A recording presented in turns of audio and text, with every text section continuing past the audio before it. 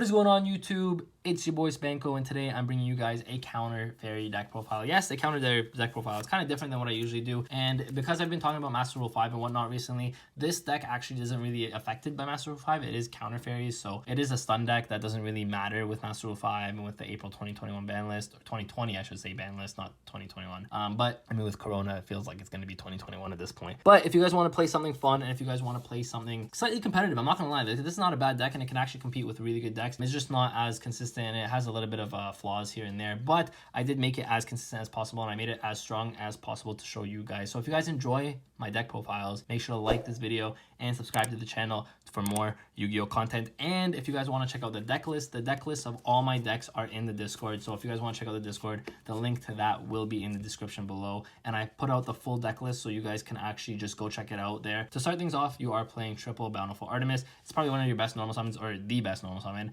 When this card is face up on the field, draw one card each time a counter trap is activated. It's your best card realistically. It helps you control the board, and it helps you keep advantage in your hand. So Bountiful Artemis for sure. Triple Guardian Ariadne. Now this card is so busted, man. The fact that you have 9 Solemns and you don't have to pay cost for any of them is so nasty. Like, that's so nasty. So you want to see this card as soon as possible. If you guys see this turn 1 with a couple Solemn cards, you're pretty much winning the duel, to be honest. This card is so good. Triple Barrier Statue of the Heaven. Now, so the reason I'm playing Triple Barrier Statue of the Heaven is because what you do a lot of times is you special summon this out. You'll put on a Moon Mirror Shield on top of this, and then your opponent can't really out this. They're locked into light monsters. On top of that, with your Solemn card set, your opponent is probably not going to be able to out this with card effects. So now you've protected this from card effects and from battle, and you're pretty much just winning the game from there just because you're locking out your opponent. And then for the last monster we are playing is Triple Honest. It's just a kind of like a hand trap that you're playing, and then you can search it pretty easily. On top of that, you can, like, I mean, in the battle phase, your monsters aren't super huge. Other than if you don't have the Moon Mirror, like, this is your way to out big monsters. So Honest is really good. It's also something that people don't see coming. This is it for the monsters. You don't want to play a lot of monsters because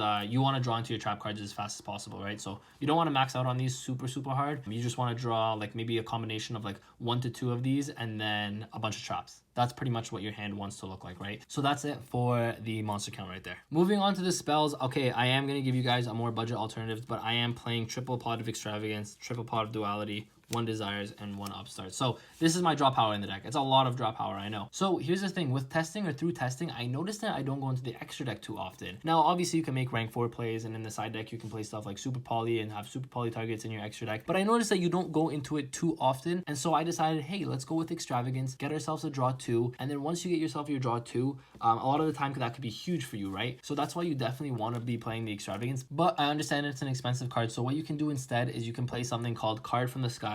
I think the card is called Card from the Sky, and what it does is you banish a light fairy from your hand to draw 2 cards or something like that. I didn't really like that because you're playing such a low monster count to begin with. You don't want to banish any of these, right? You want to keep your monsters in your hand as much as possible. Duality works really good with Extravagance though. That's why I play the Duality and the Extravagance. But we can keep in mind that Demise is still at 1. I know Demise is like, it's only at 1, it's kind of sacky now, but you can still play the Demise. Now, I only decided to play 1 Desires and 1 Upstart because you actually can't use these the turn you use Extravagance. You know, sometimes you don't draw Extravagance, right? Or you don't draw Duality. Or sometimes if you activate Duality, you'll see Extravagance at that point, but then at that point you can't activate the Extravagance. So that's why I decided to play these for some more draw power. Now, if you guys want to, like I said, remove these, play 1 card of Demise and maybe 2 cards of the Sky or cards from the Sky. I'll put it up on the screen so you guys can see what card I'm talking about. But definitely want to play that instead of Extravagance if you guys, like, if this is just a little bit out of your budget, which is perfectly fine. I just decided to play this because I realized that you don't go into your extra deck too often, so you can afford to get rid of your extra deck for this, right? Another thing that I don't like, and this is why I mean like this deck has its like inconsistency issues, is triple Ties of the Brethren. Now, this card is pretty much necessary in this deck,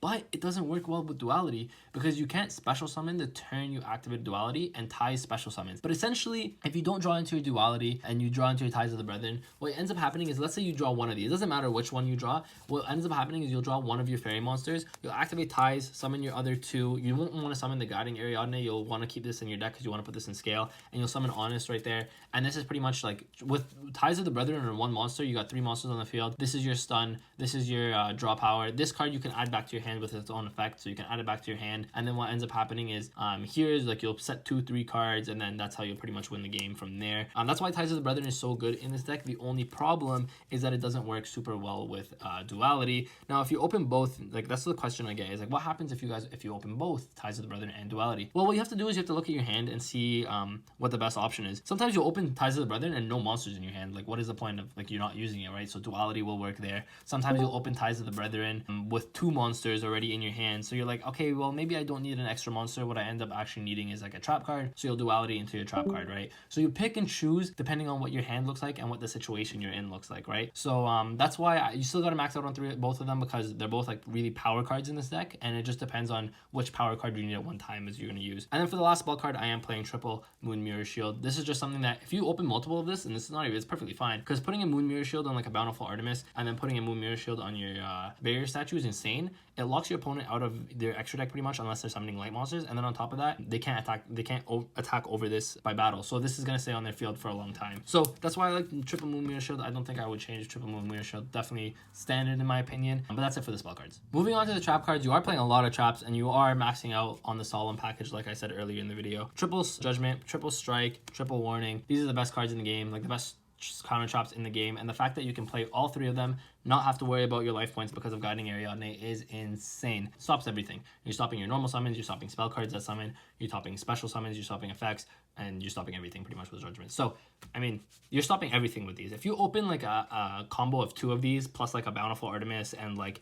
maybe like a Moon Mirror Shield or something, like you're pretty much winning the game at that point. So you do want to max out on these. Now, the one card that I'm kind of iffy about, that I've been going back and forth about, is triple Ultimate Providence. It is another counter trap, and Guiding Ariadne actually makes it so that you don't have to use the card in your hand for Ultimate Providence instead. So this is something I played at 3 because I'm like, okay, maybe having more counter traps is going to be really good. A couple cards that I actually decided on like not playing, but I was like, maybe I can play. So you guys, if you guys want to test it out, I'll just give you these suggestions. You can play something like Negate Attack. Funny enough, Negate's attack is actually a counter trap that negates attack and ends the battle phase. So even if you don't have your Moon Mirror Shield, you're protecting your monsters, and if you have a Bountiful Artemis, Negate Attack will make it so you'll draw a card. So you're negating your opponent's attack, they can't really respond to it because it's a counter trap, you end the battle phase, and you get to draw a card. So Negate Attack, funny enough, I know it sounds meme, but it's actually like playable, right? I know it sounds mean, but it's actually not a bad card. And then I realized sometimes if you draw Ultimate Providence, it is the worst counter trap to draw. I don't want to get rid of a card. Like, I will pay 2,000 life points happily. I don't want to get rid of a card in my hand, right? So that's why I decided to play, like, I decided to play triple of this because I was like, okay, I guess, like, you know, you kind of have to. Shout out to Yugi Nono as well. I was kind of watching his deck profile and his ideas. So I mean, like, if you do get Guiding Ariadne on the field though, this can be blowout, right? Because this is like a super free just Omni Negate, right? So that's why I was like, okay, I'll play this. But again, other options are Negate Attack. I think Negate Attack is super slept on. Another thing is I feel like you could take one of these out and play the third Imperm. Now, I know Imperm is not a counter trap, but I do want to play the 2 Imperm because, I mean, this deck wants to go first, right? But what happens going second? I wanted to give myself an option going second, and I wanted to give myself a card that I could play going first and going second. So Imperm gave me that, right? It gave me a card, a trap card going first that I can just set, but going second and gave me a hand trap, right? So that's why Imperm I think is really good. If anything, what I might do is I might take out 1 Providence and play a third Imperm. I'm kind of convincing myself on it in this video, but through testing, this has been perfectly fine for me. Like, I like this. This just gives you the option of going second and not auto losing just because of that. Like, you're being able to like Imperm an Oviraptor or Imperm a Calamities if your opponent makes Calamities or whatever. That like Imperm can be really good in that sense. So that's why I really like the Imperm. But the Solemns 100%. Like, these 9 would not change for the life of me. They're too good to change. Now I'm gonna be going on to the extra deck. Before the extra deck, we're gonna be going into Dueling Book. I have a list over there that I just couldn't compile in real life. So we're gonna be all going over to Dueling Book real quick so I can go over the extra deck and show you guys what the extra deck should be looking like for this deck. Okay, so we are on YGO Pro, not Dueling Book right now, but we are on YGO Pro, and I wanted to show you guys this extra deck. Now, pretty much the extra deck you don't go into too often, but as you guys can see here, I put a little side deck together just to show you some options you guys can play. Now, I didn't put a full side deck together because the side deck depends really on the meta, on your locals, whatever you guys play at, but I should let you guys know that Super Poly and Inspect Border are probably for sure going to be sided. Super Poly is really easy to side because you have a lot of space for Super Poly targets. So your Super Poly targets include your World Child's Guard Dragon Almarduke, Mud Dragon, as well as a Starving Venom Fusion Dragon. Now, the reason you play these is just the more generic ones. If you have other ones like the Adagnister Earth Golem, you can play that as well, but pretty much any Super Poly targets are pretty relevant and pretty like useful for the side deck, or for the extra deck I should say, because in the side deck you are playing the Super Poly. And then for the rest of this extra deck, you're playing 3 Utopia Lightning as well as 3 Utopia. This is just because it helps you OTK with this deck. Rank 4s are really easy to make, and this is probably the rank 4 that you're going to be going into the most. This is the one that helps you just win games. And so sometimes, like, you know, once you stop your opponent from playing, you need something to just, you know, beat down your opponent and just win the game right there. So these are the 2 that I'm playing. The other options you guys can play are technically something like Utopia double package. I just didn't want to run in the main deck double or nothing because I think it's a brick and I don't want a brick in the main deck. So that's why I'm running 3 of these, because I'm playing the extravagance. But again, if you guys are not playing extravagance, you guys can cut them down obviously from 3 to like 1s and just play more rank 4s. That's pretty much it. More rank 4s or more super poly targets. That's pretty much how I would recommend playing it. But because I'm playing extravagance, I'm playing 3 of these because these are the ones you want to use pretty much the most. And then I'm playing double Baguska as well as double Gaga Cowboy, because you can make Cowboy for game sometimes, which is really good. That's the only reason why I'm playing these. But again, if you guys are not playing extravagance, I definitely recommend just, instead of playing 3 of these, because you don't need to play 3 of these, just play 1 of them, like 1 Utopia Lightning, 1 Utopia, 1 Baguska, 1 Cowboy,